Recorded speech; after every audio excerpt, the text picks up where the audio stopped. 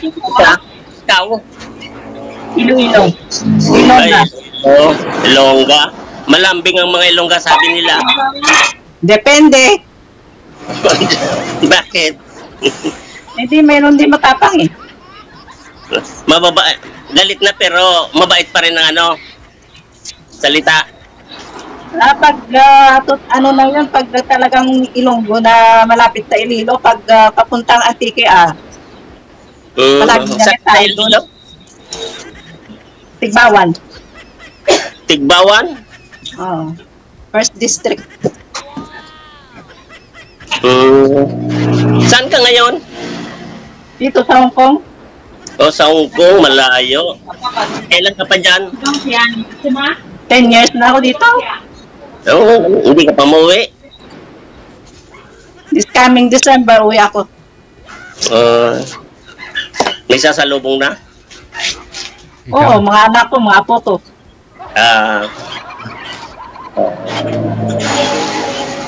Sabayan mo, sir. Kumusta ang love life mo? Sabayan mo, sir. Ha? Sabayan mo, sir, pag sundo, sir, eh. Oo. Oo. Susunod Direct din flight ako, DJ. Direct flight. Ay, direct flight?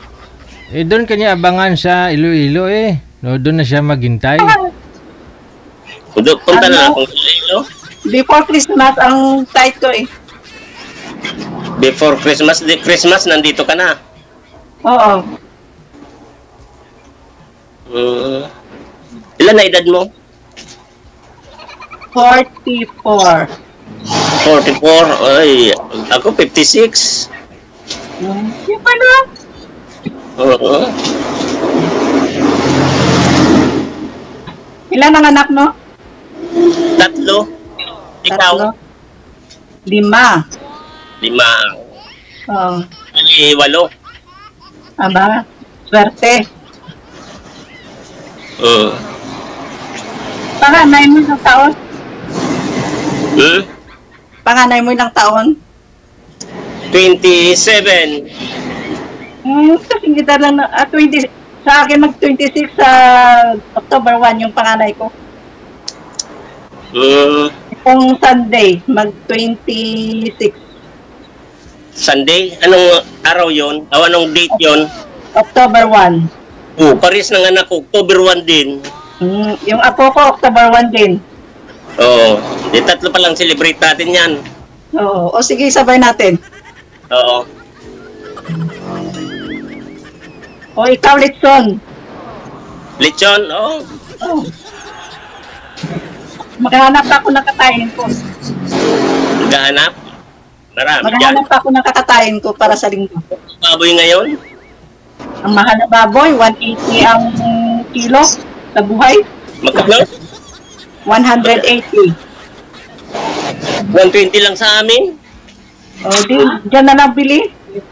Dito na lang. Ang mahal sa ilo, no? 180 to 190. Dadaling ko na lang doon ng baboy ko para mabinta doon, mahal pala.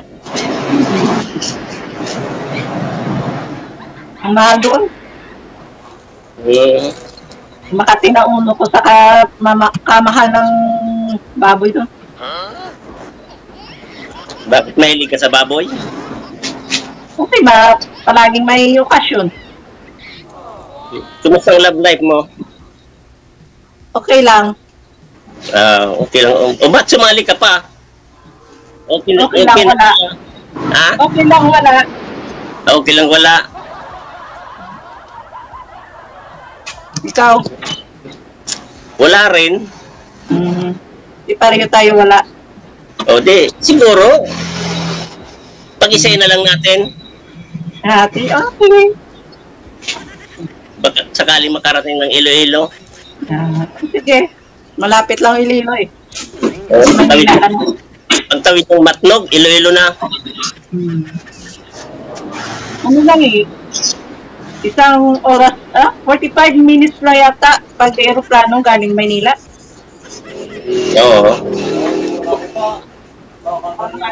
Sa barko, Dati 24 hours eh. barko. Dati nung ang 19, ano pa yun? 19 forgotten. Forgotten. Hmm. Kasi dati palagi ako nagbabarko, magpunta ako Maynila eh. Oo. Tapos May asawa ka? Ha? Hiwalay ka sa asawa? Hiwalay sa asawa? Oo, hiwalay.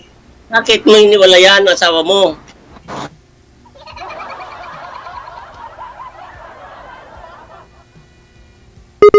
Ewan ko, ambot sa langaw. Wala na. Tutot-tutot na. Ba, bait niya. Hmm. Ganon. Oo. Kasal naman kayo? Ha? Kasal naman kayo? Oo. Kasal kami. Kung kasal pala kayo, paano niya pag makahanap ka, di mo kayo makakapagpakasal? Hmm. Okay lang yun. Kahit hindi magpakasal, basta magkasundo lang. Basta mag-isa lang. Hmm. Ganon pa rin, kasal sa hindi, magkaiwalay din. Oo. Kung hindi, di hindi. Ikaw, bakit kayo naghiwalay ng asawa mo? Ha? Ano mo, hiwalay ka? Wala. Balo. Abalo ka? Uh, Hmm. 15 years na. Oh, tagal na pala. Anong sakit ng asawa mo? Busy. Hmm. Tagal ka pala nabalo ah. Uh, Hindi ka nagka-girlfriend? wala. Bakit? Nakakatakot. Bakit ka Ayaw matakot? na sa akin. Hmm. Sa isipan mo lang yun? Na kasi hahakbang ka pa lang, ayaw na. Hmm.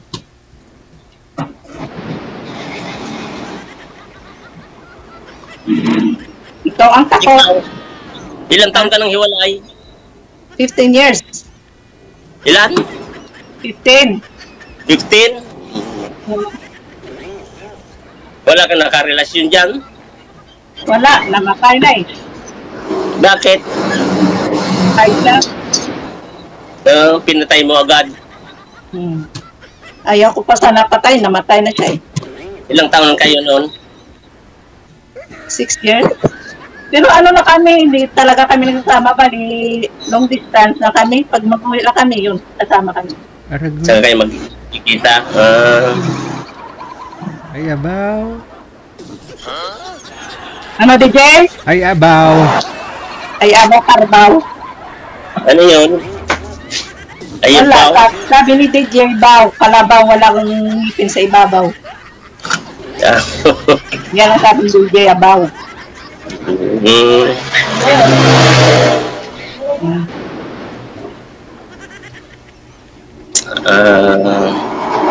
Ang tayon sila, Ha? mga tayon. Ano pa? Di ba sa inyo kain yun? Ayan. Yung maganda yun ba? Di ba kakain? Manganta yun? Ilocano yun? Oo, sa inyo ngayon. Sa amin, para sa inyo, kaon. Oo, kaon. Kaon-kaanay. Kaon ta. Kaon-kaanay. Oo. Kasi may kumpare akong taga Iloilo rin. Ako man dati dito, mga Ilocano, ako lang inunggo, kaya yun, natuto ako. Natuto ka na mag-Ilocano. Kunti lang, hindi masyado. Bakit may Ilocano ka na dyan? Wala. Wala naman dito mga lalaki. Panay babae dito. Saan ka dyan sa Hong Kong? Med level. Central mismo.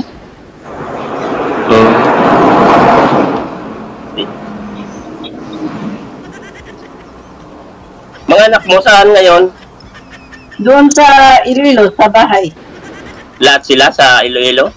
Oo. Lahat sila may asawa sa wala doon sa bahay. Ayaw ko magkaiwalay sila. Ilan sila? 8? 5. 5. Sabi mo, 3 sa'yo. 5 sa akin. Sabi mo 8. Ngayon, 8 na. 8 na lahat. Hindi pang madagdagan yan. Yung tatay nila saan na, madam? Nandoon, kuya, sa DJ, sa Iloilo din. Magkasama sila, magkasama pa ng mga anak mo? Makasama sila. Ay, ganon. Di doon ka rin umuwi. Kahit na doon ako umuwi, kami, may sarili siyang kwarto, may sarili din ako. Bali, talaga kami parang sa mga bata lang ba? Sa isang bubong pala. Paano pag pumunta pala ako doon? Nako, hindi pwede. Hindi kahit na dati yung may kalibin ako doon nakatira. Sa akin yung bahay. Kahit Sa na. akin yung bahay. Pero kinuha siya ng anak ko kasi paralyzed na siya. Paralyzed na. Tapos kung nung may ka-live-in ka, andun siya nakatira. Oo, DJ. Kasi sa 13 years na siya paralyzed. Hiwalay na kayo Pero, hiwalay na po kayo noon bago siya hindi pa siya paralyzed, hiwalay na kayo. Hindi pa siya paralyzed na hiwalay na kami ng 2 years. Mabait pa rin mga anak mo, no? Kinuha pa rin nila yung tatay nila, no? Pero nagustuhan nila yung kalibin ko dati. Mas nila doon kasi nila pagmamahal ng isang tatay ba? Nararamdaman. Kung magkita po yung ex mo kasi paralyzed na at saka yung kalibin mo, anong ginagawa nila? Nagkakape silang dalawa? Magkasabay sila magkape. Inalagaan din siya kasi siya Bali bedridden na. Oo, hindi na makatayo. Naman DJ, hindi naman kasi hindi na makagalaw yung kapadi niya. Kalibin mo, taga doon din? Taga Bacolod, pero namatay na siya. Namatay din? Namatay na yung DJ. Pero yung asawa mo, paralyzed pa rin hanggang ngayon. Paralyzed. Balik ko naibahayan siya na sarili niya, kaso bininta niya. Malayo sana sa amin. At bininta niya at umuwi sa amin. Naawa din yung mga anak ko, kinuha na lang siya. Kaya pag anong problema, magkasakit siya, umahospital siya, ako pa rin. Yun lang. Ako ang namumblema. Kaya nasabi ko, buti sana ako nagkasakit siya sa mga bata. Sa trabaho. Sa mga bata, okay na sana. Kahit na hiwalay kayo, hindi mo din nila doon ang live-in mo? Ha? Kahit na naghiwalay kayo, dapat hindi mo dinala yung kalibin mo doon. Hindi kasi sa akin yung bahay. Wala naman siya magawa kasi sa akin yung bahay. Pangit tingnan. Di umuwi sa bahay niya na binenta. Kahit na, hindi dapat nag-rent na lang kayo ng bahay para hindi nyo kasama yung asawa mo tapos... Pero kasal po kayo nun, ma'am? Opo, DJ. Ay, yun.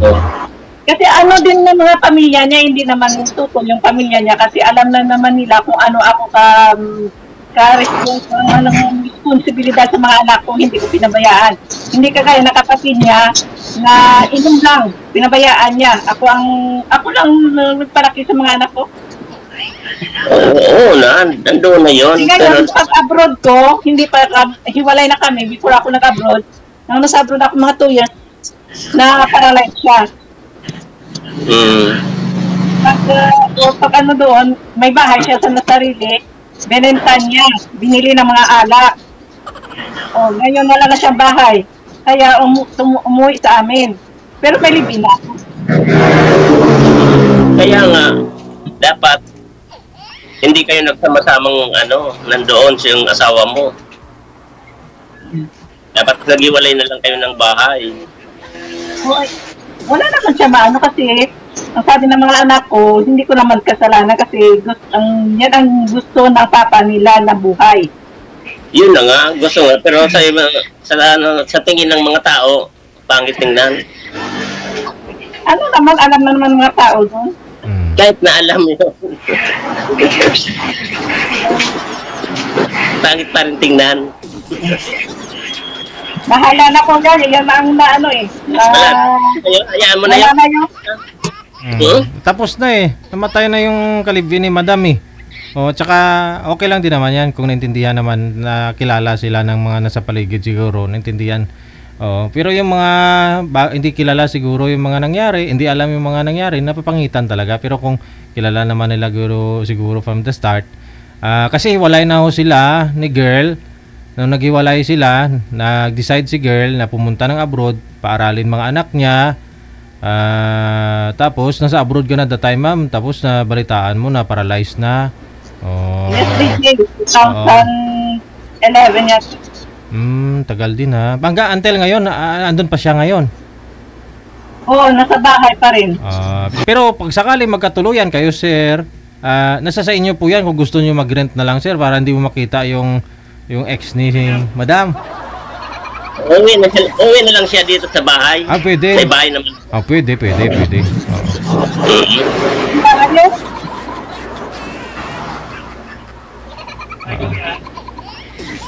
Ano, madam?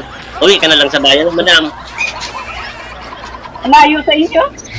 Malapit lang. Isang lakad lang, yun ha. Isang lakad lang? Okay.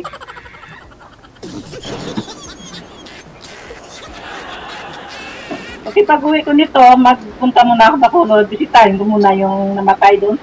Kasi hindi ko pa na ano eh. Nung namatay siya, hindi ako nakauwi eh. Matagal din kayong nagsama nun, ma'am? O DJ, nung before ako nang abroad, mag-girlfriend pala kami, di ba kami nagsama. Okay. Pero siya din ang suporta sa akin nung pumunta ko sa abroad, siya namili ng mga gamit, siya lahat ba. Kami nagsama na kami nung 2018 lang talaga. Nagsama lang kami nung 2018, umuwi na ako talaga sa bahay nila. At siya pumunta din sa amin. Pero dati, kami. Kasi pinatayin mo siguro ng pinatayin ng baboy. Ay, hindi. Yung yun, katubang yun.